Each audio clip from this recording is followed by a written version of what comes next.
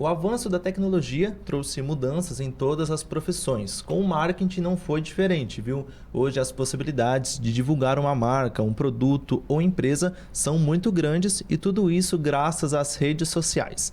As plataformas digitais viraram uma ferramenta muito importante para a comunicação e para chamar a atenção de clientes, criando aí um elo entre a marca e o público-alvo. Quer saber mais? Então fica com a gente que o Miscelânea já está no ar.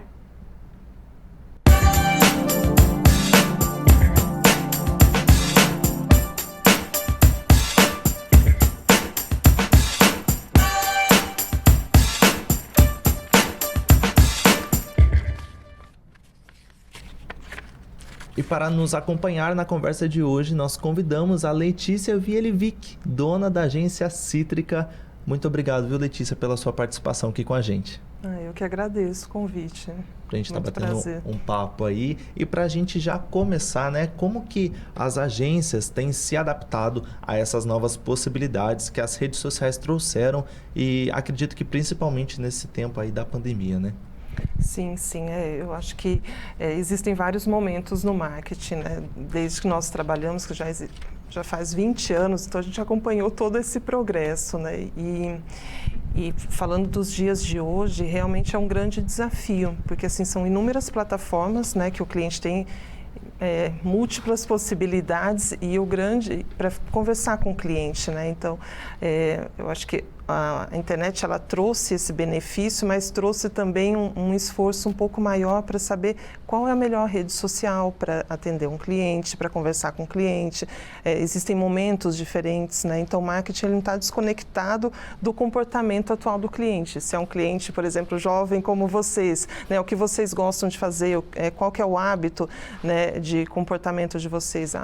Ele usa mais o TikTok ou, de repente, usa o YouTube. Então, se eu vou vender um produto, oferecer, eu tenho que estar nesses canais. De repente tem um público que não gosta de rede social, porque tem um público bem grande que não engaja na rede social, né, específico, principalmente na área de exatas. Então, para você chamar a atenção desse público, talvez seja com eventos virtuais, né, quizzes, já é um outro tipo de conteúdo. Então, é um desafio para as agências hoje desenvolver um planejamento de marketing nessa era, realmente com tantas redes sociais e tantas formas de se comunicar com o cliente. Já que você está falando sobre essas coisas que tem que tomar cuidado, né? Quais são os cuidados que as marcas e as empresas têm que ter no mundo digital? Então, hoje se fala muito em respeito com as pessoas, né? E eu acho que a conduta nesse ambiente digital ele é um reflexo de tudo isso. Né? Então tem que ter muito cuidado, conhecer muito bem qual é o comportamento do seu consumidor. Eu vou falar muito de comportamento porque o marketing está muito atrelado a isso, né? Para que ele não se sinta invadido com uma informação que você vai passar. Por exemplo, a gente teve um caso, nós sempre atendemos muitas marcas no segmento de moda bebê. Desde gestante, a indústria, o cliente varejista. E uma vez nós divulgamos uma matéria sobre amamentação no Facebook. Foi um problemão. Honestamente, a gente achou que estava fazendo um serviço, né, prestando uma informação que foi uma matéria do GNT, inclusive, né, que tinha vários especialistas, médicos, mães, e uma delas realmente contou um relato que não conseguiu amamentar e tal. E teve um comentário de uma cliente da marca que, assim, foi muito agressivo, né? E aí outras mães engajaram, virou uma situação que a gente teve que trabalhar, como a gente chama, né, gestão de crise naquele caso, porque a gente não sabia se a gente derrubava aquele post ou se a marca se pronunciava de um conteúdo que não era próprio, mas estava na nossa rede, que a gente entendeu que era um serviço. Então, isso foi um caso, vamos dizer assim, negativo.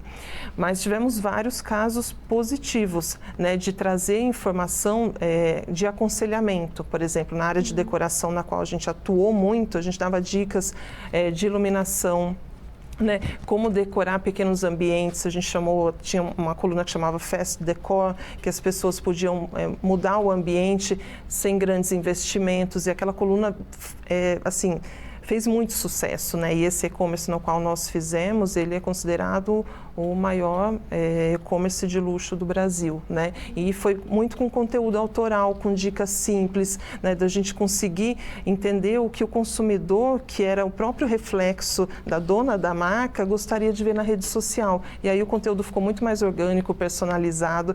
Então, acho que o grande desafio é realmente conhecer o comportamento do seu público-alvo e tentar gerar uma comunicação que seja afim com ele, né? Que é o grande desafio, que é essa sensação de pertencimento e de interação, né? Para que ele não vire realmente uma arena ali, né? de conflito, que não é o objetivo da rede social, né? Que a marca ela quer ser bem vista na rede social, e não o contrário, né?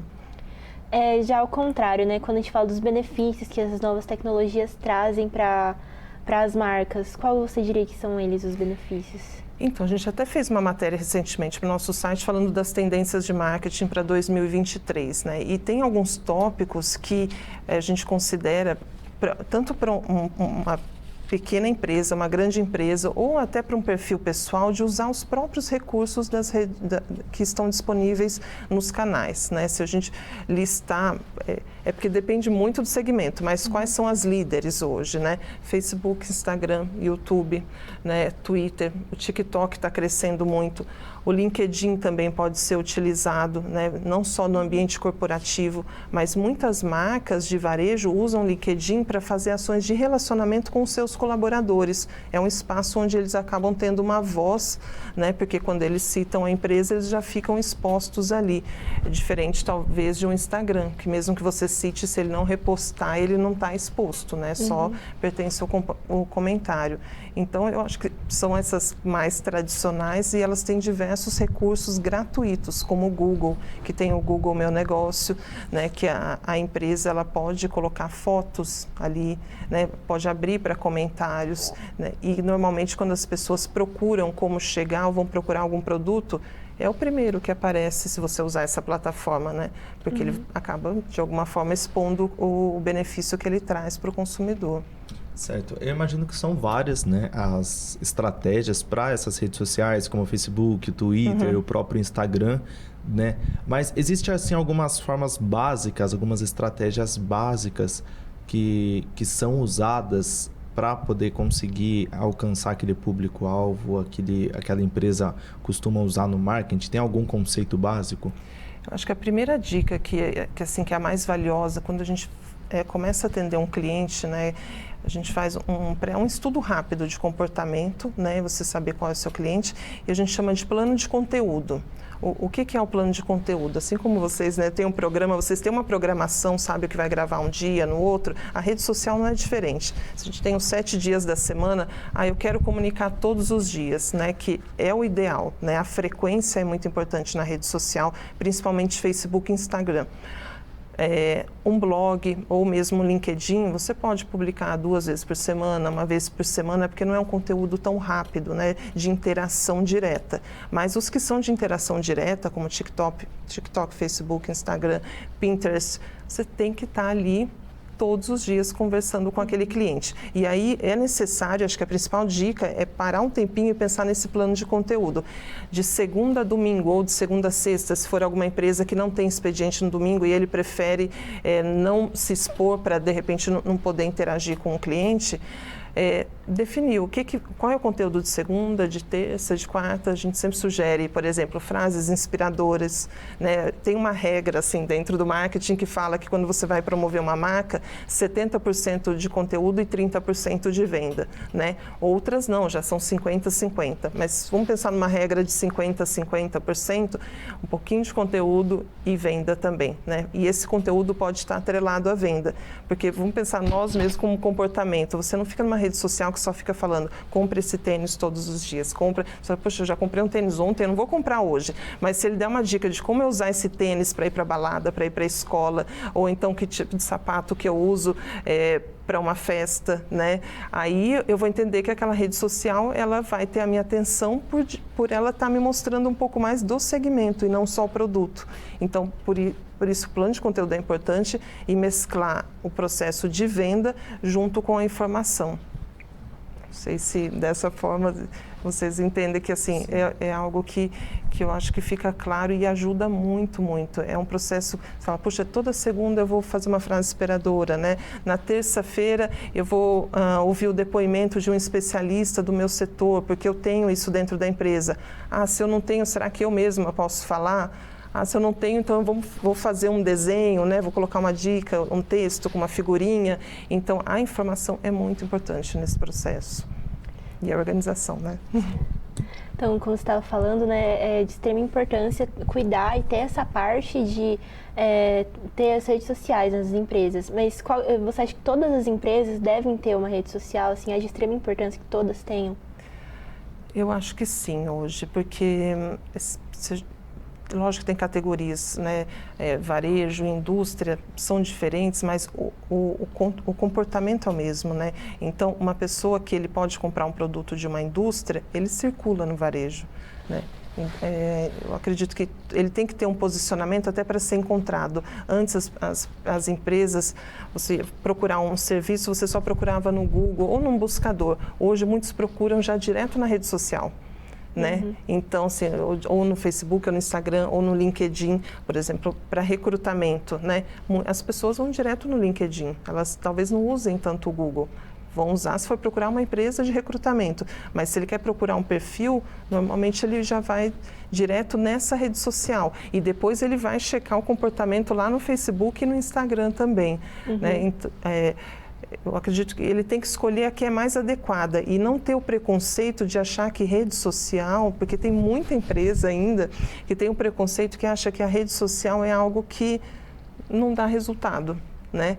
Então, é a parte social, né? O próprio nome diz que é o relacionamento com o cliente. E nesse relacionamento você pode mostrar um produto ou não, gerar só uma informação. Eu acho que é essencial ter um site, pelo menos uma rede ativa. Sim, até nessa semana a gente estava conversando e nós vimos uma empresa, uma reportagem, e a gente olhou pelo uniforme e tentamos identificar na rede social e a gente não achou.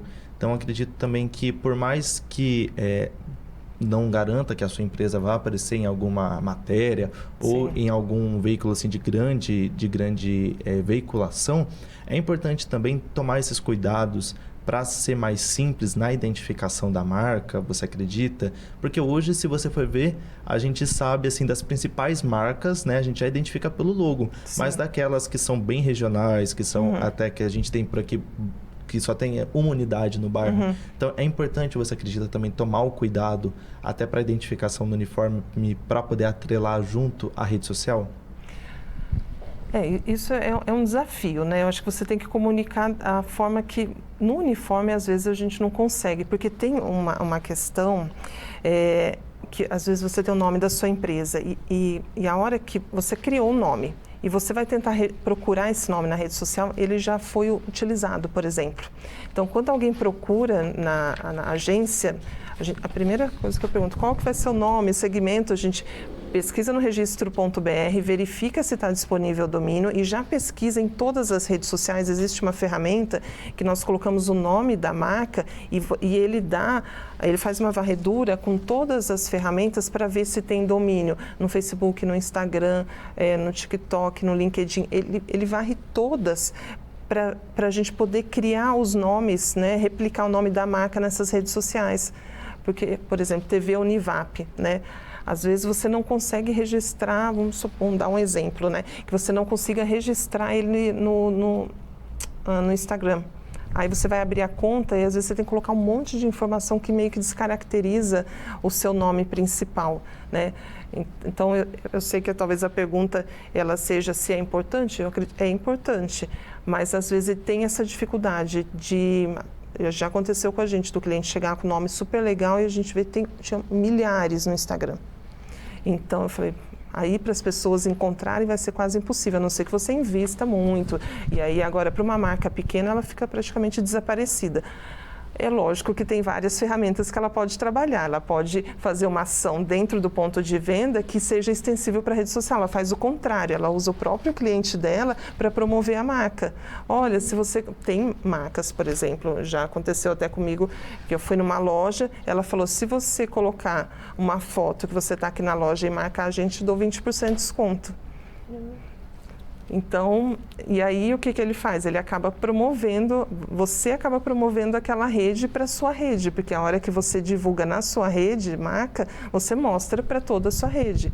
Então, é um marketing que é interessante também, né? É mais simples também, né? Até para poder usar, porque o marketing de boca, eu poderia dizer assim, sim, que é bem mais fácil. Que, na verdade, tem até um influencer que ele defende muito essa questão do marketing de fazer o marketing de boca a boca, ele até usa esse termo, de você promover com os seus clientes, né? E você sustentar o seu negócio dessa forma.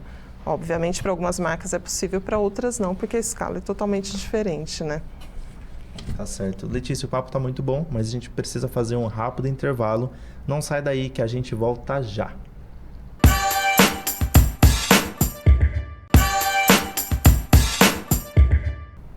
Voltamos com Miscelânea, que hoje está falando sobre redes sociais. E quem nos acompanha nessa conversa é a Letícia Vielivic, que trabalha com a área de publicidade e marketing. No bloco passado, a gente falou sobre como é importante, né, essas redes sociais, a postagem, ter essa administração de quantas postagens a gente vai colocar. E nisso você acha que o excesso de postagem pode prejudicar a marca? Eu acho que se ela tem poucos seguidores, eu acredito que sim. Porque às vezes fica invasivo, desde que o conteúdo seja muito relevante. Tem dias que você tem volume de postagens, porque num carrossel do Instagram você pode pôr no máximo 10 fotos. E você às vezes está num grande evento, numa cobertura, em algo assim que tem muito assunto, aí é permitido porque você gera o engajamento, né? Mas aquele processo de venda direto, você colocar muitas postagens, acaba ficando assim, leva uma imagem da marca de estar forçando a barra, sabe? Então, acho que não é muito interessante para marcas, principalmente que não tenham muitos seguidores, né? Ele pode ficar uma ideia de desespero, de descontrole, né? É importante que tenha frequência, que tenha um plano de conteúdo elaborado, que ele tenha assuntos interessantes, que mescle vídeo com personagens, com assuntos que sejam de interesse do público, mesmo que sejam montagens, né? Mesmo o produto. Então, fica uma rede social visualmente bonita e interessante, né? E não fica aquela coisa que realmente fica meio agressivo, né? Então, acho que a frequência, um número de 1 a 3 posts no máximo por dia, acho que é o ideal. Certo. E juntando, né, nesse barco aí, tem algum erro que as empresas cometem, que são os mais comuns, que vocês percebem? Olha, eu acho que a rede social está muito democrática. Você não precisa ter uma câmera maravilhosa para filmar, né? Você não precisa ter a melhor câmera fotográfica para colocar as fotos. Então, ela permite, principalmente nos stories, essa coisa real, né? Mas para uma marca que já é consolidada, né, que já tem um posicionamento, essa informalidade, ela pode soar como algo como falta de profissionalismo, muitas vezes, né? Então, eu acredito que a qualidade do material que é apresentado é importante, né? E dependendo do público que você for usar, sempre usar uma linguagem condizente, né? Tem um público que a linguagem é mais formal, né? Tem outro que você pode brincar um pouquinho, ser divertido, né? Então, a questão da linguagem, eu acredito que seja muito, muito importante, né? Mas você não vai falar, bom, num segmento de indústria, por exemplo, uma série de gírias, né? Ou levar um conteúdo muito raso. Acho que a informação ela tem que ser precisa e condizente com o público que você está se relacionando, né? Então, uma linguagem mais jovem, mais elegante, sofisticada. A gente trabalhou com muitas marcas no segmento de luxo e eles têm uma linguagem própria entre eles. Então, é essa linguagem que você vai usar. Você não vai falar assim, gostou desse produto? E aí, beleza? Você não vai. Mas você pode falar isso para uma marca, de repente, de surf, né? Você pode, uma marca de açaí, né? Você pode ser mais divertido em alguns momentos. Eu acho que a linguagem é o que mais peca nesse sentido e a qualidade do material que é entregue, exposto na rede social também. Certo. E isso implica também na escolha ali de influenciadores, né? Que a gente vê que cresceu, né, nesses últimos anos. Até acredito que os micro-influenciadores, que as empresas têm apostado nos micro-influenciadores também, naqueles que têm na base de 100 mil, menos de 100 mil seguidores. E isso também é muito importante, né? Você saber escolher esses influenciadores para poder fazer parte da sua marca. Sim, e eu acho que isso e pode dar muito certo, né? A gente tem vários casos, até ontem aconteceu, né, do Kelvin, que trabalha com a gente. Ele falou: olha, Letícia, que legal, nós atendemos uma marca de chá, né? E são chás, são blends, né? Então são produtos um pouco mais caros, né? Que são naturais. E ele viu de uma pessoa, de uma influencer aqui de São José, que tem 300 mil seguidores, e ela fez uma postagem falando assim: se alguma marca de chá quiser me patrocinar, eu aceito, porque eu sou louca por chá. E nós vimos aquilo, né? Eu passei para a cliente, nós vamos fazer um contato, mas aí ele está totalmente condizente com o universo. Mas já aconteceu de várias marcas que nós atendemos, né? Tem até uma que ela é muito abordada, que é uma marca de luxo, né, que muitas pessoas procuram essa marca, só que o público não é o perfil. Ela tem até, às vezes as pessoas que procuram, os influencers que procuram, tem 5 milhões de seguidores, 10 milhões, tinha uma que tinha 10 milhões, né, aquele número, mas o perfil era totalmente diferente. Então ela teria, de repente, 10 milhões de seguidores, vai fazer aquela entrega de 1%, mas para um público que não consome o produto que essa minha cliente oferece. Ela, como influenciadora, sim, mas o público que segue ela, não.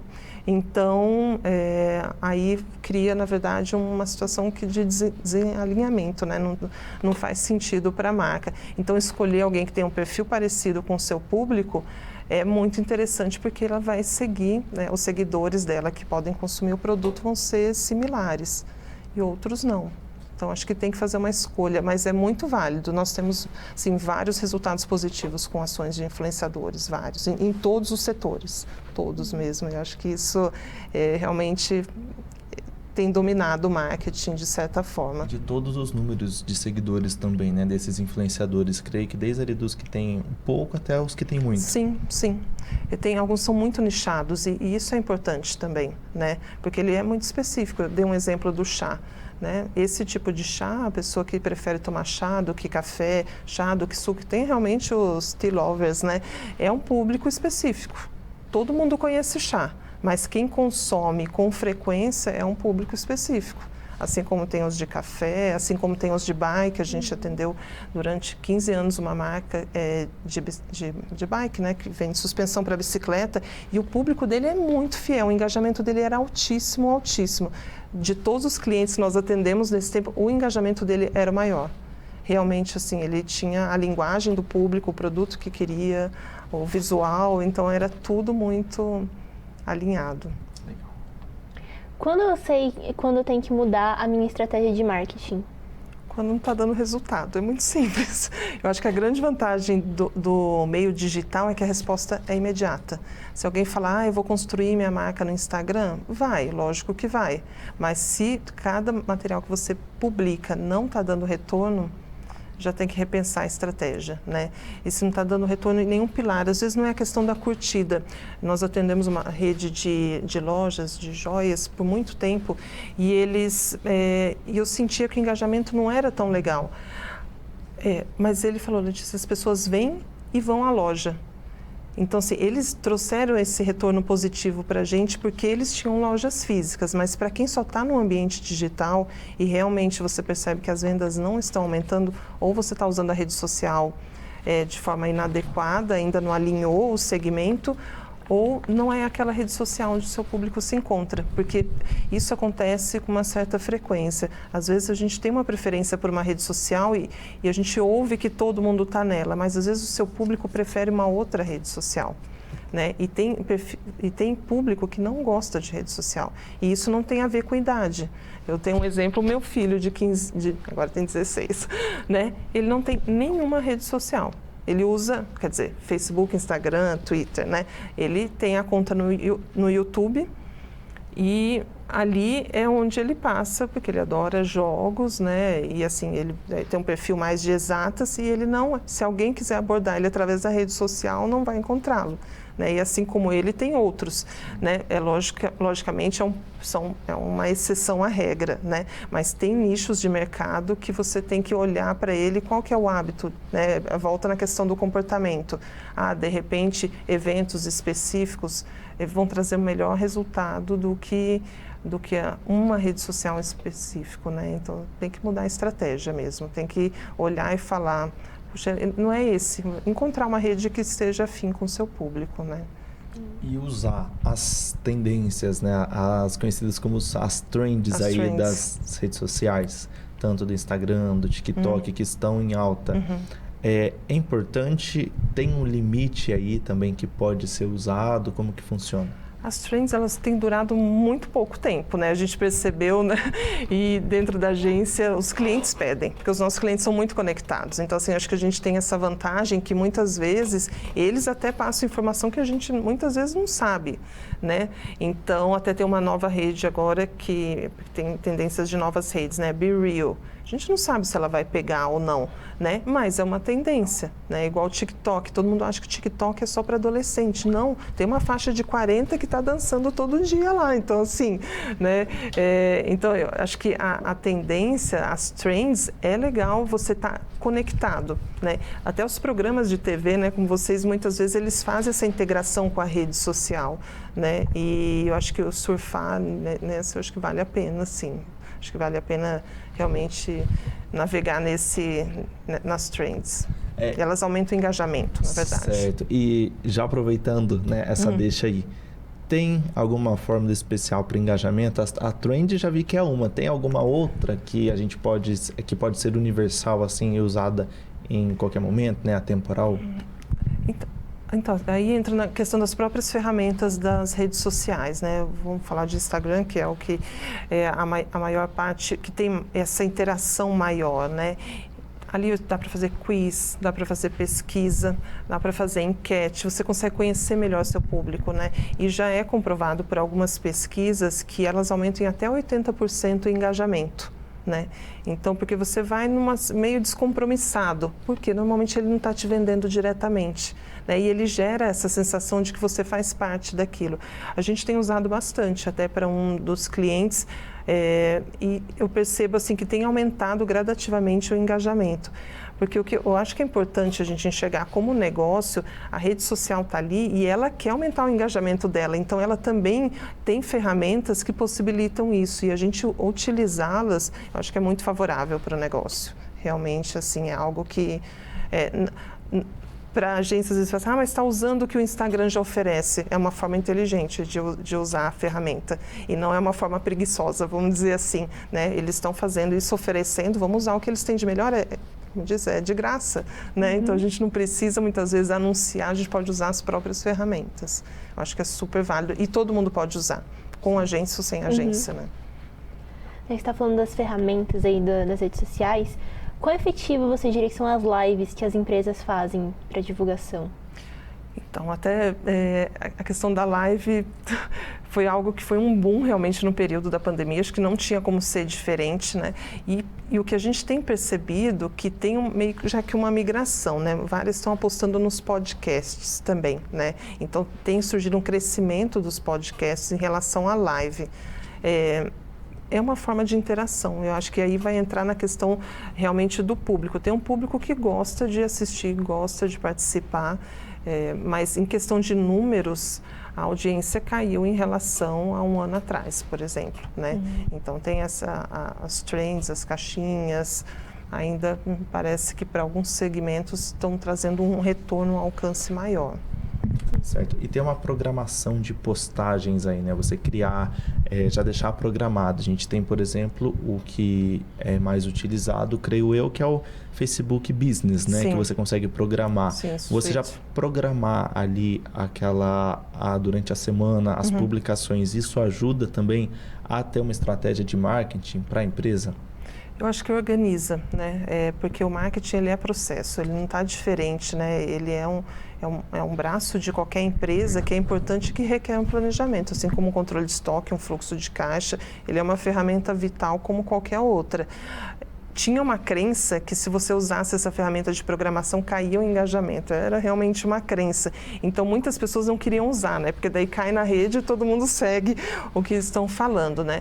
Mas o próprio Facebook Business, né, tem 1 milhão de ferramentas que a gente pode usar lá. E aí, dentro do Switch, você consegue fazer essa programação para o Facebook e para o Instagram já, né? Então, eu acho que ele organiza, organiza a rotina, né, de trabalho, e você consegue ter uma visão visão geral de alcance de números também, né? Porque ele traz muitos números. Isso é uma grande vantagem da rede social, que a gente tem a resposta imediata do número, do retorno, onde está o seu cliente. Isso realmente ela tem, que é fenomenal. Bom, muito obrigada, Letícia, pela sua participação, sua contribuição na nossa conversa. Eu que agradeço vocês o convite. E muito obrigada a você também que nos acompanhou até aqui. Você encontra o nosso programa completo no nosso canal no YouTube e pode acompanhar também a TV Univap pelas redes sociais. Nós estamos no Facebook e no Instagram, no @TV Univap. Até a próxima!